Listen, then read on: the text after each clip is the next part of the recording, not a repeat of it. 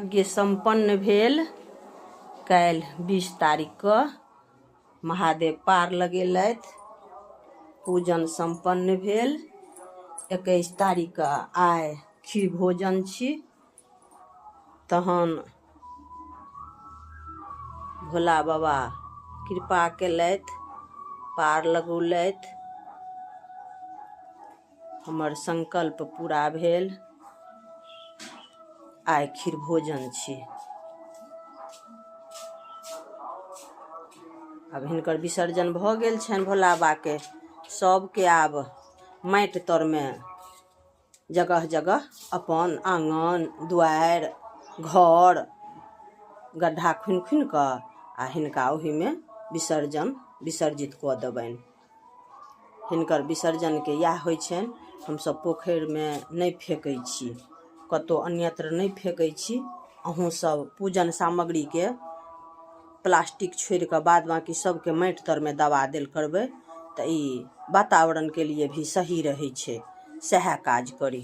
कोनो तालाब कोनो नदी कोनो पोखरिमे नहि फेकी। प्लास्टिक तऽ अहाँके ओकर अंत नहि छै। ओ प्रदूषण ज़्यादा फैलबै छै। ओकर उपयोगे कम हेबाक चाही। हम दोनाके प्रयोग जे केने छलहुँ अपन पूजनमे, सेहो पत्तलवला दोनाके प्रयोग केने छलहुँ। हमरा दोना लिखने छलथि पंडीजी, तऽ हम ओ फोमवला अबैए से उपयोग नहि केलहुँ, पत्तलवला केलहुँ। ज़्यादातर जिनकर जे गलि जाइ छै ओहन वस्तुके ज़्यादातर प्रयोग केलहुँ, पन्नीके कम प्रयोग केलहुँ।